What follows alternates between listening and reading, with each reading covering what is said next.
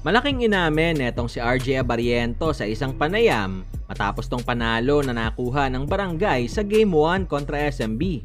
Yan matapos mong i-like ang video na ito, mag-subscribe sa ating channel at pakidamay na rin ang ating opisyal na Facebook page. Kagabi nga mga bulero, paniguradong maraming kabarangay ang natulog ng masaya matapos magawa ng koponan ni Tim na may panalo ang Game 1 sa kanilang Best of 7 series kontra SMB.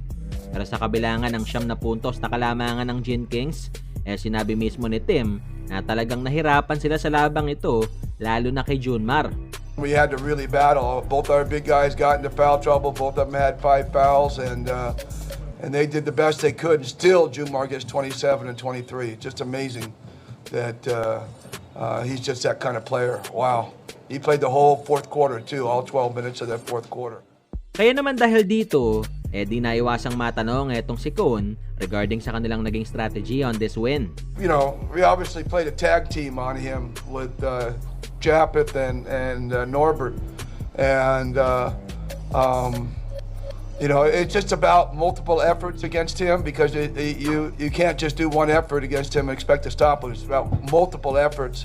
And it's physically daunting to guard a guy that big and that strong and keep him from his position.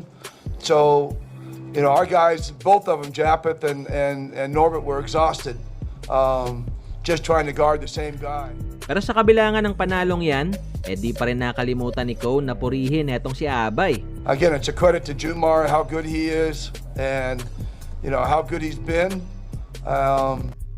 You know, you put him on really any team, and he's going to make that team great. This team just has a lot of good players, a lot of great players around him, which makes them a great team, along with a great player. Samantala sa kabilang banda, matapos ang panalo, may malaking inamin din etong si RJ regarding sa kanyang naging strategy on this victory. Siguro nakatulong sa akin individually yung physicality ng Converge, the way they play defense against me. So siguro yun yung inadapt ko going here against the veteran team, San Miguel. So syempre titignan ko yung against Kuya Chris Ross, Jericho Cruz. So sobrang pinaghandaan ko siguro yung physicality nung Converge game pa lang. So yun yung inadapt ko, pinanood ko yung mga videos, pwede kong i-apply, pwede kong matulong sa team. So siguro yun lang, dinahandaan ko lang din, and minake sure ko na ready ako pag nangyari yun. Lalo na dito sa game 1 na kailangan namin makuha.